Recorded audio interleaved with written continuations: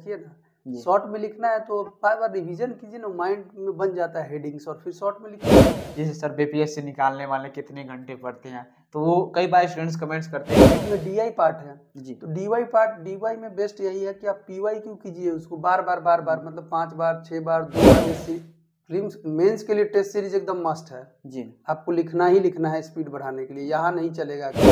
आपका BPSC PYQ भी 70वीं 69 से लेके बैक तक का है, उतना ही नहीं कर पाते, आप कहाँ से टेस्ट सीरीज कर पाएंगे, इतना में काम बन जाता है। घटना चक्र में आप केवल क्वेश्चंस पढ़ सकते हैं जो बीच में दिया गया है जी, और उसको तो मल्टीपल रिवीजन कीजिए 5।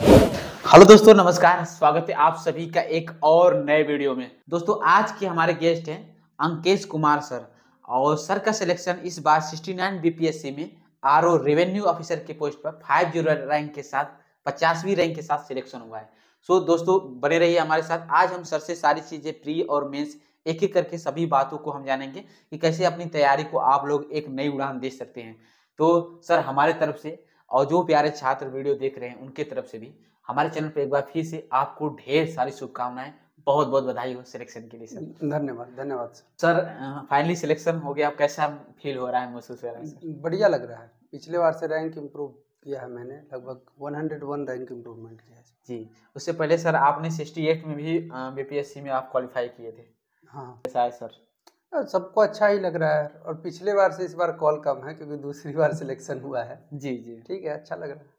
सर थोड़ा सा हम आपसे जानना चाहेंगे कि आपका एक बार फिर से एजुकेशन बैकग्राउंड क्या रहा है, इसके बारे में बताइए। आपका इस एग्जाम में माध्यम क्या रहा? मैंने बीटेक एनआईटी पटना से किया था जी, एंड माध्यम मेरा इस बार इंग्लिश रहा। जी, हर बार मेरा इंग्लिश ही माध्यम। जी सर। बीपीएससी के लिए सबसे पहले उनको बेसिक्स बुक्स सारे पढ़ने चाहिए। बेसिक्स बुक मतलब पॉलिटिकली लक्ष्मीकांत पढ़िए आप। जी, लक्ष्मीकांत सेलेक्टेड चैप्टर, पहले 30-40 चैप्टर है उसको पढ़ना है। उसके बाद पॉलिटिकली लूसेंट भी सेक्शन पढ़ लीजिए ताकि फैक्चुअल आपका बढ़िया हो जाए। पॉलिटी में फॉर एग्जांपल पार्ट 4 में क्या है, पार्ट 3 में क्या है, 8 में क्या है, 9 में क्या है, फैक्चुअल वहाँ से क्लियर हो जाए। जी। उसके बाद आप जब मॉडर्न हिस्ट्री पढ़ रहे हैं तो आप बस स्पेक्ट्रम पढ़ें। एनसीईआरटी भी स्किप कर सकते हैं वहाँ पे, बस स्पेक्ट्रम मॉडर्न हिस्ट्री के लिए काफ़ी है जी। दोस्तों वीडियो में आगे बढ़ने से पहले एक जरूरी सूचना आप लोग को बताना चाहूँगा। इस होली अपनी तैयारी को बनाएं और भी धमाकेदार पीडब्ल्यू बीपीएससी एंड यूपीपीएससी वाला के साथ। 71st बीपीएससी एंड यूपीपीएससी 2025 और 2026 के नए बैचेस में मिल रहा है आपको 80% तक का धमाकेदार डिस्काउंट बीपीएससी के बैच पर, और 83% तक का धमाकेदार डिस्काउंट यूपीपीएससी के बैच पर। इन बैचेज में मिलेगा आपको live classes, daily practice paper, daily mains practice, class notes, full length test, PYQ analysis और भी बहुत कुछ, वो भी अफोर्डेबल प्राइस में। दोस्तों और ज़्यादा डिस्काउंट पाने के लिए यदि आप मेरा कूपन कोड PSC4 यूज करते हैं तो आपको एक्स्ट्रा डिस्काउंट देखने को मिल जाएगा। यदि हम इनके यूपीपीएससी बैच की बात करें, सर्व सक्षम 2.0 यूपीपीएससी 2025 इंग्लिश फाउंडेशन बैच, जो हिंदी और इंग्लिश दोनों माध्यम में, यह आपको 4,499 रुपये में मिल जाएगा। सर्वप्रथम यूपीपीएससी 2025 हिंदी माध्यम फाउंडेशन बैच, इसकी प्राइस है 4,499 रुपये। यूपीपीएससी सक्षम 2026 इंग्लिश फाउंडेशन बैच, जो हिंदी और इंग्लिश दोनों माध्यम, ये आपको 4,499 रुपये में मिल जाएगा। यूपीपीएससी प्रथम 2026 हिंदी माध्यम फाउंडेशन बैच, ये आपको 4,499 रुपये में मिल जाएगा। यदि हम इनके बीपीएससी बैच की बात करें, सर्व सक्षम 71st BPSC foundation batch English, जो हिंदी और इंग्लिश दोनों माध्यम में, यह आपको 4,499 रुपये में मिल जाएगा। सर्वप्रथम 71st BPSC foundation batch Hindi माध्यम, ये भी आपको 4,499 रुपये में। सफलता 2.0 17वीं बीपीएससी मेंस बैच, ये आपको 699 रुपये में। 17वीं बीपीएससी मुख्य परीक्षा हिंदी माध्यम बैच, ये आपको 2,499 रुपये में मिल जाएगा। वार्षिकी yearly current affairs programme batch bilingual, जो हिंदी और इंग्लिश दोनों माध्यम में, ये आपका 71st BPSC prelims and mains दोनों के लिए है, ये आपको 899 रुपये में मिल जाएगा। दोस्तों और ज़्यादा डिस्काउंट पाने के लिए यदि आप मेरा कूपन कोड PSC4 यूज करते हैं तो आपको एक्स्ट्रा डिस्काउंट देखने को मिल जाएगा। दोस्तों यदि आप इन बैचेस को ज्वाइन करना चाहते हैं तो वीडियो के डिस्क्रिप्शन बॉक्स में इन सारे बैचेस के लिंक दिए गए हैं, वहाँ से आप जाकर ज्वाइन कर सकते हैं। प्रीलिम्स का बुक लिस्ट ही मैं बता रहा था जी, पॉलिटी मैंने बता दिया था जी, एंशिएंट हिस्ट्री में जैसे मैं लूसेंट हो गया जी, घटना चक्र हो गया जी, और एनसीईआरटी की 6th क्लास की और 11th क्लास की। जी, इसके अलावा मैंने तमिलनाडु बोर्ड की भी एंशिएंट हिस्ट्री पढ़ रखी है। जी, मिडाइवल हिस्ट्री के लिए इसी तरह से लूसेंट, घटना चक्र तमिलनाडु बोर्ड की हिस्ट्री मैंने पढ़ रखी है और 7th और 11th क्लास की थीम 2 जी। मॉडर्न हिस्ट्री के लिए मैं घटना चक्र करता हूँ जी। उसके अलावा मैं स्पेक्ट्रम करता हूँ जी। स्पेक्ट्रम पोस्ट इंडिपेंडेंस से पहले वाला पार्ट हिस्ट्री खत्म। फिर साइंस के लिए एनसीईआरटी मस्ट है 6 to 10 जी। 6 to 10 एनसीईआरटी घटना चक्र जी काम हो जाएगा आपका। जी सर, जो घटना चक्र की बुक है आपने बताया सर, तो इसके लिए थोड़ा सा हमें बताइए कि इसको मतलब कैसे पढ़ें, और कई बार एक डिटेल सेक्शन भी रहता है नीचे 4 ऑप्शन के आपसे, तो इसके थोड़ा पढ़ने की क्या तरीका होना चाहिए, किस तरीके से मतलब पढ़ें, रिवीजन कितने तरीके से हो? घटना चक्र में आप केवल क्वेश्चंस पढ़ सकते हैं जो बीच में दिया गया है जी। और उसको तो मल्टीपल रिवीजन कीजिए, 5 6 4 जितना कर सकते हैं। एग्जाम के पहले 3-4 कर लीजिए तो याद रह जाता है जी, क्योंकि ऑप्शंस दिए रहते हैं तो इजी टू एलिमिनेट। जी जी। सर, करंट अफेयर्स भी वेरी इंपॉर्टेंट रोल है, तो करंट के लिए मतलब डेली रूटीन में कैसे आप कोई मैगजीन या फिर आप क्या नाम है कि कोई एडिटोरियल डिस्कशन पढ़ते हैं? करंट के लिए इंटरव्यू के लिए तो मैंने पढ़ा था न्यूज़पेपर जी। लेकिन अब जैसे प्रीलिम्स का टाइम नज़दीक आया तो फिर न्यूज़पेपर छूट गया मेरा। लेकिन जी। न्यूज़पेपर पढ़ना चाहिए, उससे बेनिफिट तो होता है। जी। बट मैं अभी नहीं कर पाया कि इंटरव्यू के बाद। जी। लेकिन उसके लिए भी है कि मैं तो एक तो एडिटोरिया पढ़ूंगा अभी जो ईयरली आया है। जी। बिहार स्पेशल के लिए मैं एमपीएन एकेडमी और आईएसपीसीएस फैक्ट्री का जो वीडियो डाला गया है वो देख लूँगा। जी। इसके अलावा आपका इंडियन सेक्शन में एक इंडोलोगस का एसएससी के प्रिपरेशन के लिए आता है, वो टॉप 100 आता है मंथली। जी। उसको देख लेंगे, हो गया काफ़ी। जी। अभी सर बिहार स्पेशल के लिए अगर बात करें तो कुछ बुकें सजेस्ट करना चाहेंगे जो आपने पढ़ा था अलग से? बिहार स्पेशल के लिए मैंने पूरा पीवाईक्यू किया था सबसे पहले। प्रीवियस ईयर क्वेश्चन सब में करना है, जितने भी प्रीलिम्स का मैंने बुक लिस्ट बनाया है, बुक पढ़ने से पहले पीवाईक्यू करना है। जी। तो बिहार स्पेशल में पीवाईक्यू क्योंकि क्वेश्चंस रिपीट होते हैं। उसके अलावा मैंने एडिटोरिया फैक्चुअल का एक बुक आता है, इंग्लिश में एडिटोरिया फैक्चुअल, हिंदी में बिहार तथ्य सार करके आता है। जी। काफ़ी है, उतना कर लीजिए। जी सर, अगर बात करें प्रीलिम्स स्तर में टेस्ट सीरीज का कितना रोल रहता है, और बहुत सारी चीज़ें जैसे कि offline test series, online test series बहुत सारे टेलीग्राम पर आ रही, तो उसका कितना रोल रहता है, और टेस्ट सीरीज ज्वाइन करना चाहिए कि नहीं? टेस्ट सीरीज तो देखिए ज्वाइन जिसको ठीक लगता है, दिक्कत है उसको करना चाहिए। अब आप मेरा पूछिएगा तो हम अपना बताएंगे कि हम क्या करते हैं। जी, हम एडवाइस नहीं देना चाहेंगे कि आपको करना चाहिए कि नहीं करना। आपने सर ज्वाइन किया था कि नहीं? नहीं, हम पीवाईक्यू करते हैं। हम यूपीएससी वाला भी पीवाईक्यू करते हैं। जैसे बीपीएससी देना है तो यूपीएससी पीवाई करेंगे जी। बीपीएससी पीवाईक्यू करेंगे।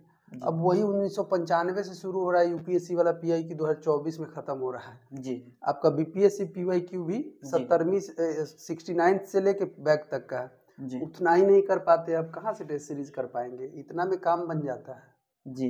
सर थोड़ा सा ये बताएं कि पीवाईक्यू को कैसे अपने डेली मतलब जब करते हैं तो एनालिसिस कैसे करें, और किन तरीकों की चीज़ों से तैयारी में आप उतारो, किन चीज़ों किन बातों का ध्यान रखें? आंसर्स बिना देखे हुए एक बार आप उसको बना लो, फिर उसका डिटेल्ड आंसर्स पीछे दिया रहता है। जैसे यूपीएससी का हम पीवाईक्यू कर रहे हैं, बीपीएससी में भी रिलेवेंट है इसलिए मैं बोल रहा हूँ। जी। यूपीएससी का पीवाईक्यू दृष्टि आईएएस के दिशा पब्लिकेशन की बुक आती है मुन्नाल सर की, आप उससे करो, एक बार बना लो, पीछे से देख लो आंसर। उसी तरह बीपीएससी में भी केबीसी नैनो आता है, जी। एक बार बना लीजिए, पीछे देख लीजिए। और बुक्स भी है, मतलब मैंने जो किया था मैं उसका नाम ले रहा हूँ। जी सर, थोड़ा सा हम आपसे जानना चाहेंगे कि साइंस और टेक की क्वेश्चन जिसे अगर बात करें तो थोड़ा सा मतलब लेवल ऊपर की ओर जा रहा है, बीपीएससी में क्वेश्चन ज़्यादा भी आ रहे हैं, तो उसके लिए कैसे तैयारी आपने किया था, क्या तरीका? उसके लिए यही देखिए, मैंने यूपीएससी का प्रिपरेशन किया था एक बार, मैं और रिपीट कर रहा हूँ, इसलिए मेरे लिए चीज़ें आसान थी। पिछली बार प्रीलिम्स में मैंने 103 मार्क्स लाया था लगभग। जी। तो अभी इसलिए आसान थी कि आप साइंस एंड टेक्नोलॉजी का सेक्शन है ना, यूपीएससी में पीवाईक्यू पूछा है, जी। स्टेम सेल पूछा है, वाईफाई लाईफाई में डिफरेंस पूछा है, ब्लूटूथ क्या होता है, इस तरह की चीज़ें पूछ रखी है, नेट न्यूट्रलिटी क्या होता है। तो पीवाईक्यू देखिए साइंस एंड टेक्नोलॉजी का यूपीएससी का। जी। और फिर अपना ट्रेडिशनल ही पढ़िए, अभी बहुत ज़्यादा सोचने का जरूरत नहीं है कि बहुत ज़्यादा रिवोल्यूशन हो गया है बीपीएससी में। जी बोलिए। अब मैं जब ट्रेडिशनल चीज़ें बोलता हूँ तो 6 to 10 एनसीईआरटी, जी। घटना चक्र आपको पढ़ना है। जी। यूपीएससी का पीवाईक्यू लगाइए, नॉर्मल करंट अफेयर्स पढ़ के जाइए आराम से। अब कुछ रिवोल्यूशनरी आ गया तो विजन आईएएस भी बहुत लोग साइंस एंड टेक्नोलॉजी के लिए पढ़ते हैं, बीपीएससी के लिए भी, लेकिन अभी तक कॉस्ट बेनिफिट मुझे ज़्यादा नहीं दिखा है। अब आगे हो सकता है 71वीं में आए दिखे, लेकिन अभी तक नहीं दिखा है, मतलब 69 तक उसका कॉस्ट बेनिफिट नहीं दिखा है। जी सर, प्री के बाद मेंस का एग्जाम होता है, तो मेंस के लिए sir answer writing daily routine में करना जरूरी होता है, तो उसमें सर तैयारी के लिए जैसे कई बार जैसे पेपर फर्स्ट शिफ्ट में CS1 और सेकेंड शिफ्ट में GS2 होता है, तो स्टूडेंट्स के प्रेशर माइंड पर बहुत ज़्यादा रहता है। तो कैसे शॉर्ट आंसर, कैसे जो शॉर्ट फॉर्म में जो आपके की फॉर्म में होता है शॉर्ट, तो उस शॉर्ट नोट्स कैसे बनाएं, थोड़ा सा उसके बारे में बताइए सर। शॉर्ट नोट्स बनाने के लिए आपको पहले तो आप PYQ के थ्रू देखिए कि क्वेश्चंस किस तरह का आ रहा है जी। फिर उस पर शॉर्ट नोट्स पॉइंट वाइज आप बनाइए जी। मतलब आप पेज रखिए। अब जैसे मॉडर्न में लॉन्ग भी पूछता है, शॉर्ट भी पूछता है, जी तो बिल्कुल। आप लॉन्ग बना के रखिए ना। जी। शॉर्ट में लिखना है तो बार बार रिवीजन कीजिए ना, माइंड में बन जाता है हेडिंग्स, और फिर शॉर्ट में लिखिए उस आंसर्स को। जी। अब आपने पूछा 1 पेज वाला नोट्स, जी। तो वो लास्ट में बनता है। जब पहले आप लॉन्ग नोट्स बनाओगे ना, मेरा भी नोट्स है 10 पेज 20 पेज का, लेकिन जब बड़ा बनाओगे फिर वो छोटा होगा, फिर छोटा होगा जी। तो उसी नोट्स में से फिर नोट्स बनेंगे। जैसे पॉलिटी के आपने नोट्स बना लिए जी। नेक्स्ट टाइम नोट्स बनाओगे तो अगला नोट्स ऐसा बनाओगे जिसमें एक कमेटी का पेज बनाओगे जी। एक आर्टिकल्स के बना लोगे जो आप कि साइमल्टेनियस सिलेक्शन में ये आर्टिकल हम कोट करेंगे, ये कमेटी लिख के आ जाएंगे, ये डेटा लिख के आ जाएंगे, तो वो बस उसका नोट्स बनेगा, वही शॉर्ट नोट्स है। जी। और सर करंट अफेयर्स की जो चीज़ें जैसे इंटरनेशनल रिलेशन से कुछ चीज़ें जैसे लोकसभा इलेक्शन वगैरह बहुत सारी चीज़ें जो हाल फिलहाल में होती, तो उनको सर कैसे अपने नोट्स फॉर्म में बनाया जो एग्जाम के पॉइंट ऑफ व्यू से मतलब जरूरी हो, थोड़ा उस पर आपका कुछ सजेशन रहेगा। अब उसमें अलग अलग लोगों का विजन होता है। कुछ लोग न्यूज़पेपर पढ़ के बनाने में कैपेबल होते हैं जी। मैं नहीं कैपेबल था इसलिए मैं नहीं बनाया मैंने। जी। तो मैंने कोचिंग के ऑनलाइन नोट्स का ही सहारा लिया। जैसे टॉपिक की लिस्टिंग करता चला गया इधर उधर से, फिर टेस्ट प्रीलिम्स मेंस के लिए टेस्ट सीरीज एकदम मस्ट है जी। आपको लिखना ही लिखना है स्पीड बढ़ाने के लिए, यहाँ नहीं चलेगा कुछ। जी। जी। यहाँ कोई वो नहीं है सब्स्टिट्यूट। जी। तो मैं क्या बोल रहा था, क्या नाम है कि मेंस के लिए टेस्ट सीरीज लेना मस्ट है। जैसे आपने ज़्यादातर, सॉरी सर, एडिट हाँ कर लेंगे हाँ एडिट करना। वो क्या पूछ रहे थे? हमने पूछा क्या नाम है कि जैसे कैसे करंट अफेयर्स की चीज़ें जो हाल फिलहाल में। ठीक। तो उसका तरीका ये है कि आप ना किसी कोचिंग के अपना पहले टॉपिक बना लीजिए जी कि ये टॉपिक है मेरे पास 100-200 ये टॉपिक है करना है, तो आप गूगल कीजिए ना, टॉपिक का नाम लिखिए, पीछे लिखिए दृष्टि IAS, जी मिल गया आपको बना बनाया नोट्स। जी। अब उसका 2 तरीका है, एक तो आप कॉपी पेस्ट करके, नहीं तो हैंड रिटन नोट्स बनाइए अपना। जी। दूसरा तरीका है एवरनोट पे कॉपी पेस्ट कर लीजिए, उसको प्रिंट करा के ले आइए, उसमें अपना कलर कर लीजिए ताकि आपको वही चीज़ पढ़ना रहे अगली बार। 2-3 तरीके हैं, जैसे आपको ठीक लगे। जी मैंने नोट्स बनाया था हैंड रिटन उस टाइम पे IR का। जी। और सर जैसे क्या नाम है कि आंसर राइटिंग करते समय में जो इसमें कुछ डाटा वगैरह डाले जाते हैं, तो उसको डाटा से कुछ कोटेशन, जैसे महान विचारों, जैसे जो महान क्रांति हस्तियाँ होंगे जैसे विवेकानंद जी के कुछ कोटेशन, कुछ महात्मा गांधी जी, तो उसको हम कहाँ से कलेक्ट कर सकते हैं, उसे आप कहाँ से जो कुछ कोटेशन वगैरह के बारे में सर। वो जब अपना स्टैटिक पोर्शन आप तैयार कीजिएगा ना, उसी में कोटेशंस मिल जाते हैं। जी। जैसे आप पॉलिटी तैयार कीजिएगा, आप कोई सुप्रीम कोर्ट जजमेंट पढ़िएगा तो उसी में 2 लाइन का मिल जाएगा। जी। उसी में मिल जाएगा, कहीं भागने का बहुत ज़रूरत नहीं है। जी। अब उसमें एक काम ये किया जा सकता है ना जी कि जैसे टॉपिक वाइज, जैसे जुडिशरी है, फेडरलिज्म है, तो इसका कोटेशंस ना बना बनाया आता है। अब जब UPSC का मटेरियल रेफर कीजिएगा जी, इसका शून्य IAS का, उसमें कोट करके है, एक PDF ही है छोटा सा कोट करके, हर एक टॉपिक पे आपको 2-2 3-3 लिखा हुआ है, लेकिन आप एक एक रख लीजिए जो आप डायरेक्ट रेप्लिकेट करके आइएगा। मैंने क्या किया था, तो मुझे ना एक अभिमन्यु सर का नोट्स मिला था पॉलिटी का जी, तो उनके नोट्स में कोट से ही वो स्टार्ट करके रखे हैं जी, तो बस वहीं से मिल गया, तो हम क्यों इधर उधर जाए। जी बिल्कुल सर। सर एक अच्छा आंसर लिखने के लिए, इफेक्टिव आंसर लिखने के लिए क्या क्या आंसर की क्वालिटी होती है, जैसे कुछ सर बताइए आंसर को कैसे इफेक्टिव बनाया जाए जिससे ज़्यादा मार्क्स मिले। और मतलब सर सिलेक्शन तो इसी पर है, मेंस पर ही, और प्रीलिम्स के जो थे क्वालिफाई होता है, जस्ट यू लाइक। पहले जो पूछता है वही लिखिए जी, और उसमें आपके पास ना फैक्ट्स होने चाहिए जी, मुझे जैसा लगता है जी। जैसे आपसे पूछा जा रहा है कोई भी क्वेश्चन, लेट से कि आपके एग्रीकल्चर जोन के बारे में पूछा जा रहा है, एग्रीकल्चर इकोनॉमिक जोन के बारे में जी, तो आपको फैक्ट्स तो पता होना चाहिए ना कि बिहार में कितने एग्रीकल्चर इकोनॉमिक जोन है जी। नंबर 1 आपके फैक्ट स्ट्रांग होने चाहिए जी। नंबर 2 आपको पता होना चाहिए कि इंट्रो कैसे स्टार्ट करते हैं, डेफिनेशन से स्टार्ट करेंगे, डेटा से स्टार्ट करेंगे, कंक्लूड अगर आप एक कोट से कर सकते हो या कमिटी से कर सकते हो, या फिर SDG गोल्स है 1 to जी तो एसडीजी गोल्स, एसडीजी आपको याद है तो वहाँ से कंक्लूजन देना आसान रहता है, आसान भी रहता है और बढ़िया भी लगता है देखने में जी। तो इस तरह से आप कर सकते हैं जी। सर थोड़ा सा आप बात करेंगे जिसे कुछ GS1 और GS2 जो पेपर मेंस पेपर होते हैं, थोड़ा उसके बारे में सर बता दीजिए। उसके लिए कैसे क्या क्या कुछ चीज़ें जो प्री में नहीं होती मेंस में होती है तो उसको कैसे तैयार किया जाए? Again PYQ। जी। PYQ मतलब लोग सोचते हैं PYQ क्यों मतलब करे, बहुत लोग सोचते हैं। मुझे तो लगता है साइंस के क्वेश्चंस जो आपको दिखते हैं कि करंट पूछा है वो आप PYQ से हैंडल कर सकते हो। जी। जैसे क्वेश्चन पूछ दिया कि role of science and technology in SDG, जी। तो role of science and technology in SDG आप उधर PYQ में नैनो टेक्नोलॉजी पढ़ के रखे हैं, PYQ के लिए AI पढ़ के रखे हैं, बायोटेक्नोलॉजी पढ़ के रखे हैं, तो वहीं का उठा के डालिए आप जी कि एजुकेशन के लिए तो नैनो टेक्नोलॉजी से यहाँ पे ही काम होगा।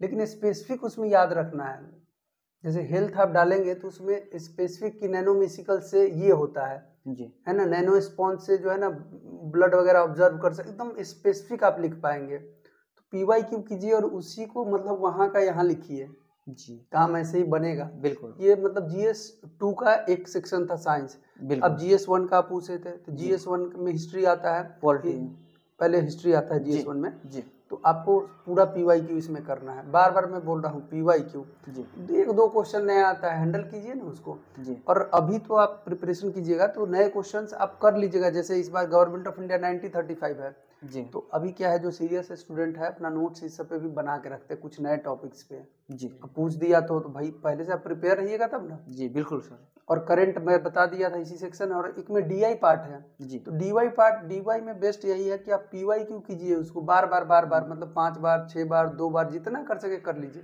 जी। और उसी में रेड कलर रखिए कि गलती कहाँ कर रहे हैं। अगर बात करें सर, अगर DI वाला पार्ट काफ़ी इम्पोर्टेंट होता है उसमें मतलब पूरे के पूरे नंबर मिलने के 100% चांस रहते हैं तो अगर ओनली PYQ छात्र करके जाएं तब भी सफिशिएंट है। मेरे लिए सफिशिएंट था जी। हो सकता है मेरा इंजीनियरिंग बैकग्राउंड हो इसलिए आपको, लेकिन इंजीनियरिंग जैसा कोई उसमें मैथ है नहीं जी। उसमें अगर DI पढ़े हुए हो जी। और इंजीनियर्स भी गलत करते हैं उसमें डेटा 6 अंक का है एक डेटा छोड़ दिया 0 नंबर लेके आ गए जी। तो आप मतलब PYQ से ना पैटर्न पता चल जाता है जी। जब एग्जाम में क्वेश्चन देखेंगे आप DI का जी तो आपको लगेगा कि पिछला BPSC मेंस में इसी तरह का पूछा था खाली डेटा चेंज है जी। चलो भाई इसको करेंगे जी सर।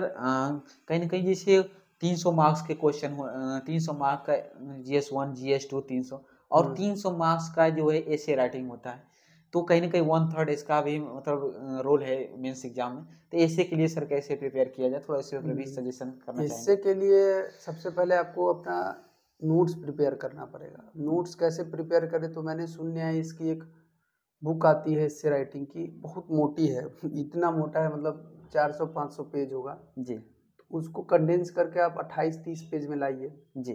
अब 28-30 पेज में कैसे लाइएगा तो मैंने ना थीम बना रखा था, जैसे एजुकेशन है जी तो हर थीम मतलब 3-4 पार्ट में बांट लेंगे जी। एक में कोट रखेंगे जी, एक में पोएट्री रखेंगे, एक में एनेक्डोट रखेंगे जी और एक में गवर्नमेंट स्कीम्स हम रखते थे क्योंकि मैं कोट करता था 7 को भी मतलब एज ए गवर्नमेंट स्कीम नहीं कि गवर्नमेंट ये कर रही है जी नहीं उसको रिफ्लेक्ट करने के लिए आंसर्स में उसके थ्रू एनेक्डोट्स बना लेते थे जी। अब कोट्स का आपके पास है, एनेक्डोट्स का है तो आप इंट्रो दे सकते हो एनेक्डोट्स के थ्रू जी। कोट्स के थ्रू आप बीच में यूज कीजिए, पोएट्री रविन्द्रनाथ टैगोर की पोएट्री याद कीजिए जी। उसमें मतलब बुक नहीं पढ़ना है, उसका 7-5 लाइन का एक पोएट्री है जो सब लोग यूज करते हैं जी। उसी 7 लाइन को रट लेना है जी। लिखिए ना तीनों ऐसे में बीच बीच में आगे पीछे लिखिए, एजुकेशन पे एक पोएट्री रखिए लिखिए उसको जी। मेरे पास था एकदम सबका एक पोएट्री याद है, 10-10 लाइन का याद है, हम लिख देते थे सर। ऐसे में एक सेक्शन जैसे पर्यावरण इन्वायरमेंटल सेक्शन से रहती है तो उसके लिए सर मतलब कैसे उसमें जो डाटा है जो इससे अभी आपने बताया SDG सस्टेनेबल डेवलपमेंट डेटा का ज़्यादा यूज नहीं करना है इससे में यही तो चेयरमैन सर ने 68th के समय इंटरव्यू के समय अपना वो कॉन्फ्रेंस लिया था उसमें उन्होंने बोला था जी कि इससे is not the reflection of GS paper जी। तो उसमें डेटा फैक्ट्स का बहुत यूज नहीं करना है जी, उसमें आपके आइडियाज को रिप्रेजेंट करना है जी। सर थोड़ा सा अब हम जानना चाहेंगे कि जैसे ऐसे को पॉइंट वाइज फॉर्म में लिखे या फिर फ्लो फॉर्म में लिखे? नहीं, इससे क्या बेस्ट तरीका हो? इससे बेस्ट तरीका नहीं, इससे फ्लो में ही लिखाता है, पॉइंट में इससे नहीं लिखाता है जी। इससे is not the reflection of GS paper again. जी, थैंक यू सर। थोड़ा सा अब हम जानना चाहेंगे लास्ट क्वेश्चन, कई बार स्टूडेंट्स का मतलब कमेंट्स रहता है कि जैसे सर बीपीएससी निकालने वाले कितने घंटे पढ़ते हैं, तो वो कई बार स्टूडेंट्स कमेंट्स करते हैं कि डेली रूटीन आपका लाइफ का जो रूटीन होता है सुबह से लेकर शाम को, तो उसको थोड़ा एक बार। नहीं, अभी तो लाइफ का रूटीन, मैं चूंकि जॉब में हूँ तो अलग लाइफ का रूटीन है, लेकिन मैं बताता हूँ जनरल स्टूडेंट के लिए मैं बताता हूँ। स्टूडेंट था तब, आप स्टूडेंट है, आपके पास अगर कोई काम नहीं है, मतलब आप कुछ नहीं करते, आपका काम बस पढ़ना है जी, तो भाई आपको 12-13 घंटा तो पढ़ना चाहिए ना जी। क्या आप अपना शेड्यूल 12-13 घंटे के बाद कितना बचता है, 7-4-11 घंटा बचता है जी। 1-2 घंटे कुछ कर लीजिए, 8 घंटे सोइए जी जी। 12-13 घंटे तो मिनिमम आपको पढ़ना ही चाहिए जी जी। और सर कई बार स्टूडेंट डिमोटिवेट हो जाते हैं, उनका नहीं होता है, तो आपका सर फाइनली 2 बार लगातार सिलेक्शन ले रहे हैं और अभी भी आपका संघर्ष जारी है, तो कई बार स्टूडेंट डिमोटिवेट हो जाते हैं, उनका प्रीलिम्स नहीं निकलता है, प्रीलिम्स निकलता है मीन फाइनल रूप से सिलेक्शन नहीं हो पाता है। इसमें चैलेंजेस बहुत ज़्यादा है सिविल सर्विसेज में, तो मतलब उनको धैर्य कैसे बनाए रखें और डिमोटिवेशन को कैसे दूर रखें अपनी लाइफ में? रामधारी सिद्धेश्वर की कविता है, सौभाग्य न सब दिन सोता है, देखे आगे क्या होता है। तो टाइम चेंज करता है जी, लेकिन अब मोटिवेशन का बात है तो मोटिवेशन बहुत क्षणिक टाइप का होता है जी। आज मोटिवेट हो जाइएगा, कल डिमोटिवेट हो जाइएगा। परमानेंट मोटिवेशन वही है कि हम क्या है और कहाँ पहुँचना चाहते हैं जी। अभी मतलब हम स्टूडेंट है, हम सीईओ बनना चाहते हैं, हम वीडियो बनना चाहते हैं, हम डीएसपी बनना चाहते हैं जी, तो यही मोटिवेशन है।